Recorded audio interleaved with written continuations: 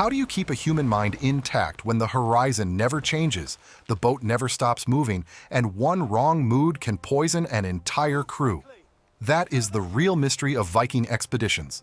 We talk about their ships, their raids, their trade routes, and their courage. But we almost never ask the question that matters most once the coast disappears behind you. How did they endure the mental pressure of long voyages? Not the glory, not the battles, the waiting, the weather, the cramped space, the endless labor, the fear that land might not appear, the knowledge that if discipline failed, everyone aboard could die. That is where the Viking story becomes more impressive than the myth, because the sources do not describe a people drifting into madness at sea.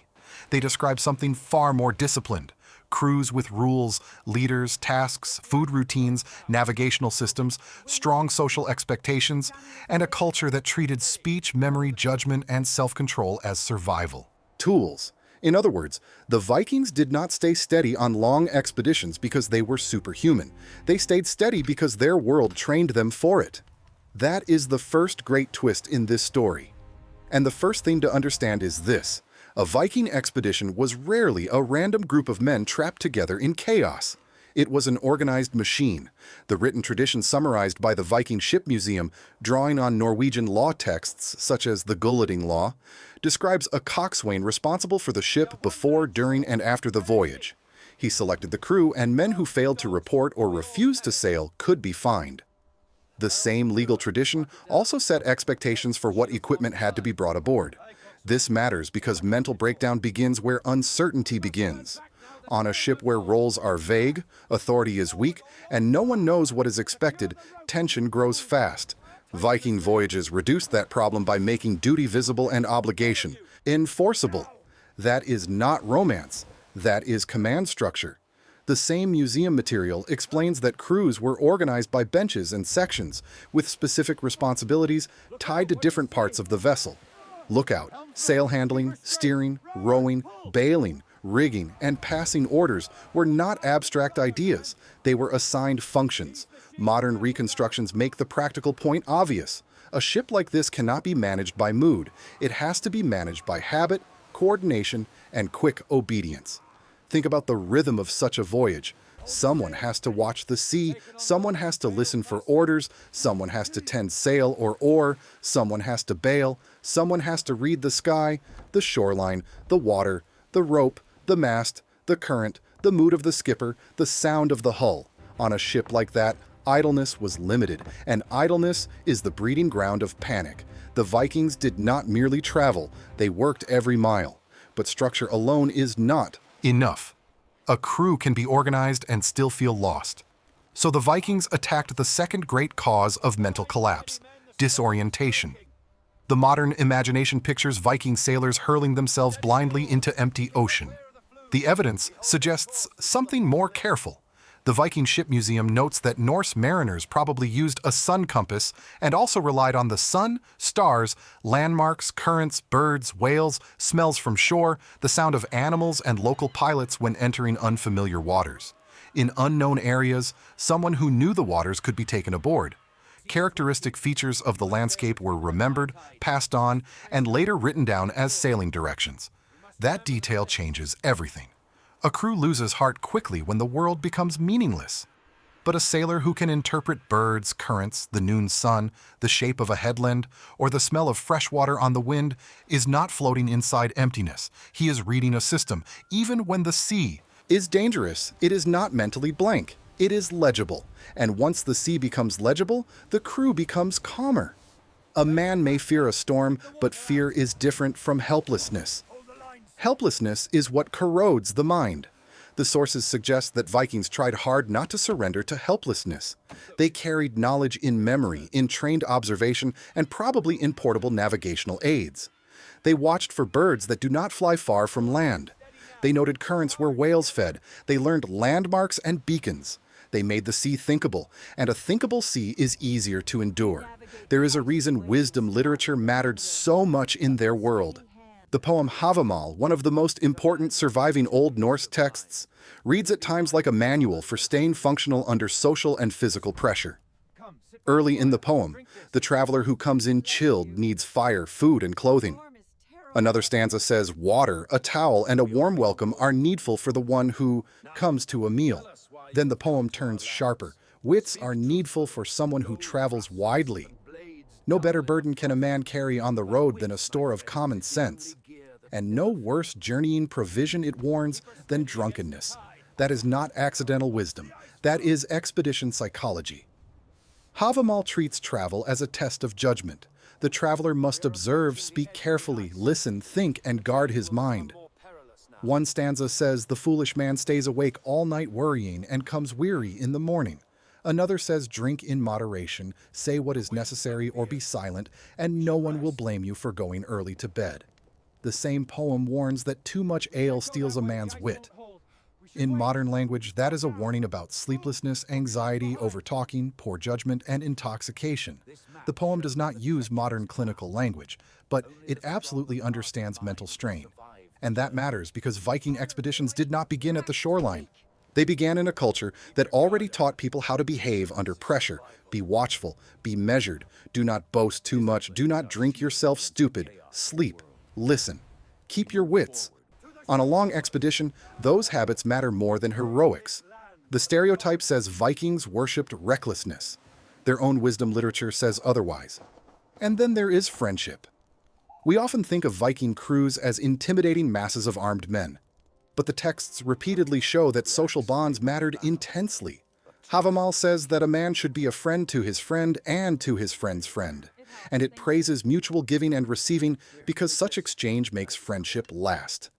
It also observes that a man who comes among many people with few to speak on his behalf feels exposed and vulnerable. That is an emotional insight, not just a moral one.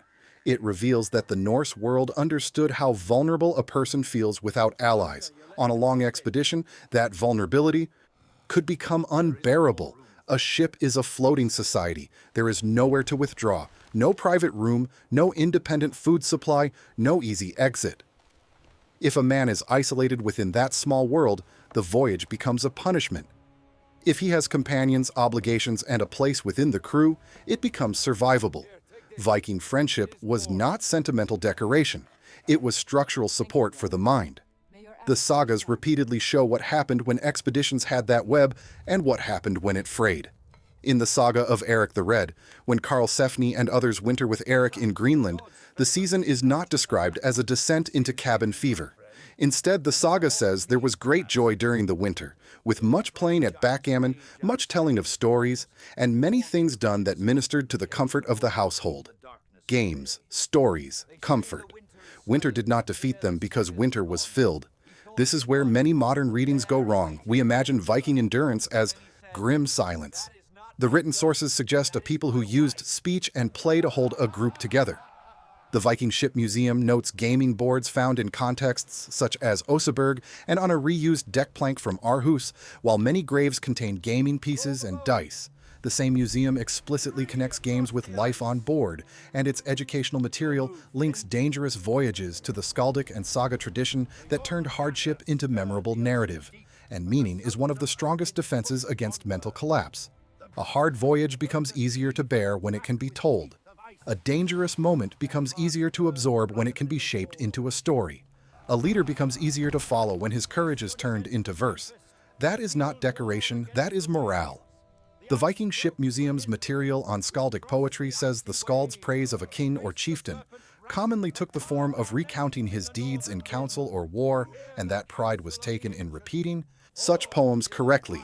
In other words, speech did more than entertain. It preserved reputation, hierarchy, memory, and shared meaning. In a hard expedition, that matters enormously. A crew with a story about who they are and why they sail can endure far more than a crew with only discomfort.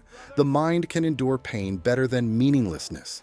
The Vikings seem to have understood that instinctively. Food mattered too, and not just for calories. The sources on seafare make a powerful point. Shipboard food was simple but reliable.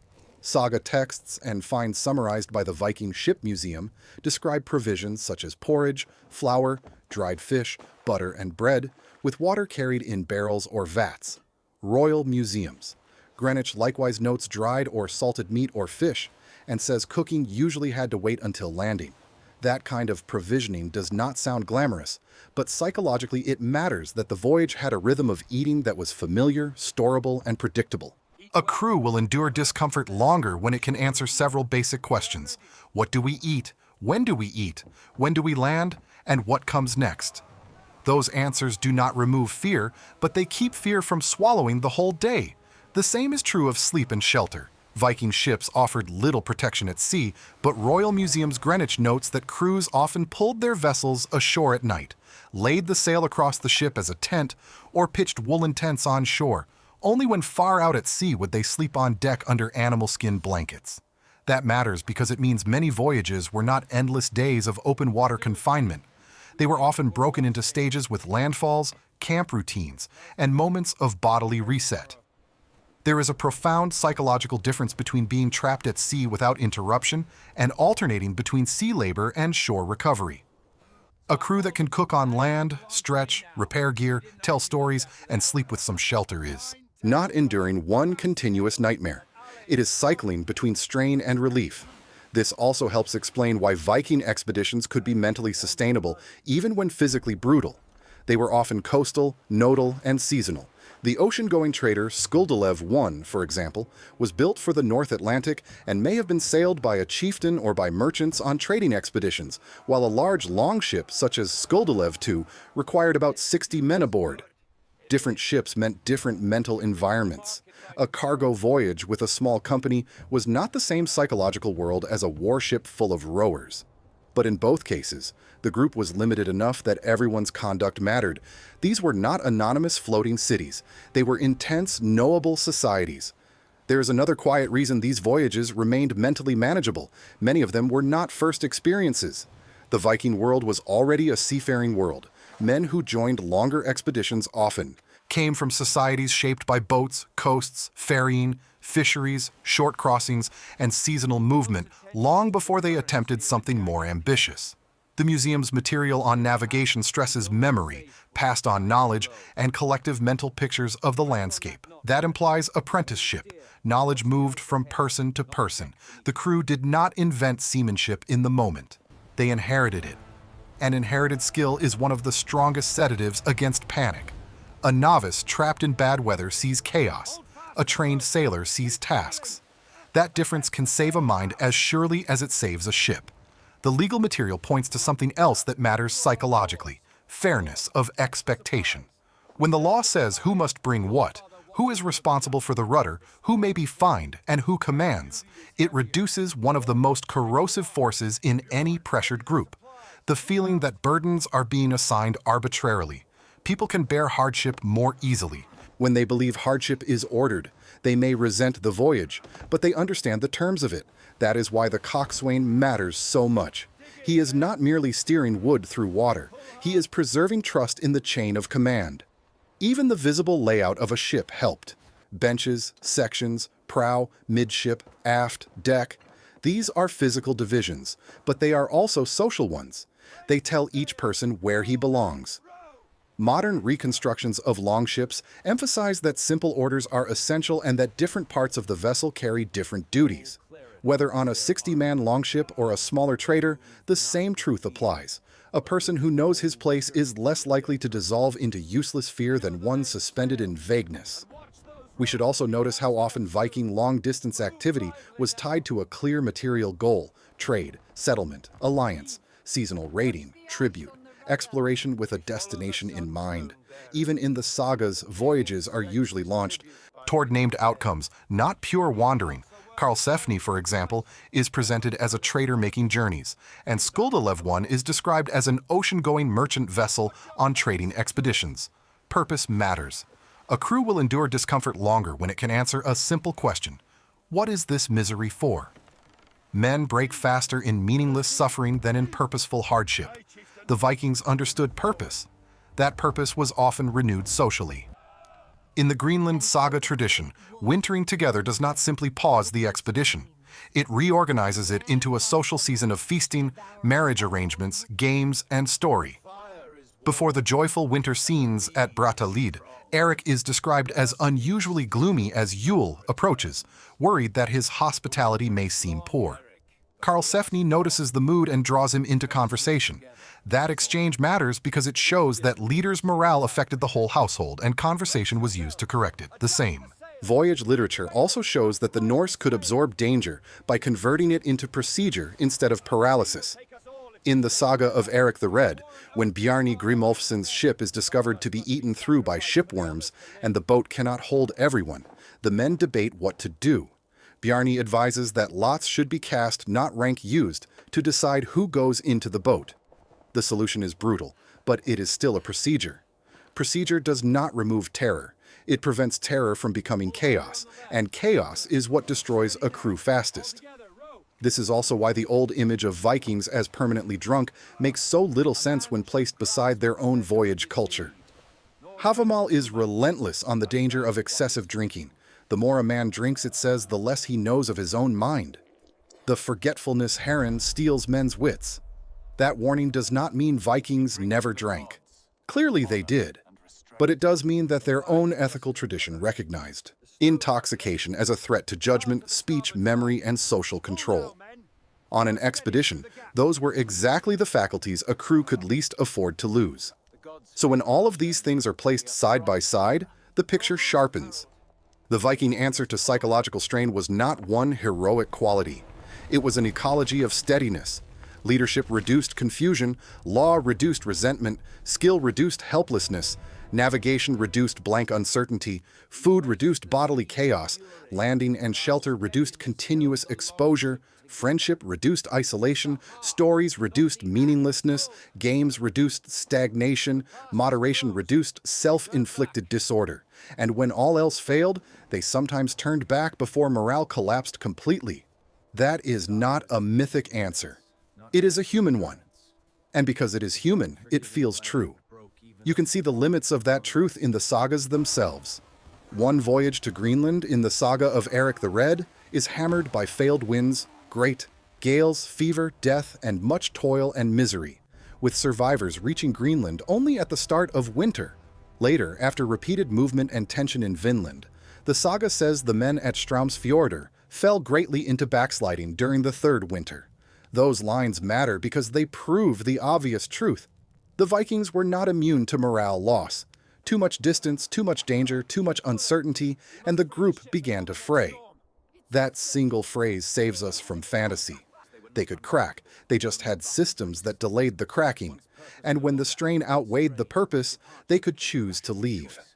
The same saga says Karlsefni and his people concluded that even though the land was good, there would always be war and terror hanging over them from those who had been there before. So they made ready to depart and return home. That is one of the clearest signs of practical mental discipline in the Norse record. They did not stay forever out of pride. They read the emotional and strategic cost, and they left. Sometimes sanity means ending the expedition. That too is part of the answer. And perhaps that is the most important correction to the legend. The Vikings did not remain stable on long expeditions because they were naturally savage, emotionally numb, or indifferent to hardship. Quite the opposite. Their surviving texts show repeated concern with wit, moderation, speech, hospitality, allies, and the management of mood.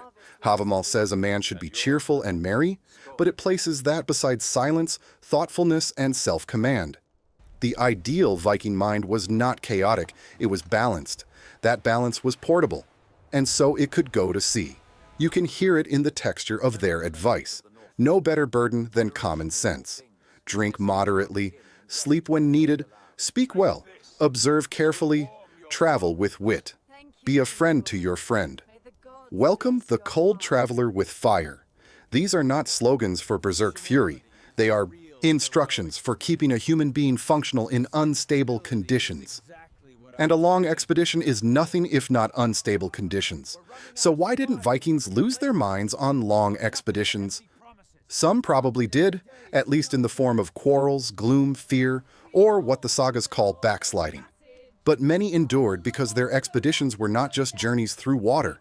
They were systems, systems of law, systems of work, systems of food, systems of navigation, systems of companionship, systems of story, and systems of stopping before the mind was pushed too far. That is the real achievement. Not that the Vikings felt no strain, not that they never grew weary, not that they were immune to anxiety, boredom, fear, or conflict. It is that they built a maritime culture that gave the mind handholds, and that may be the deepest reason they could go so far.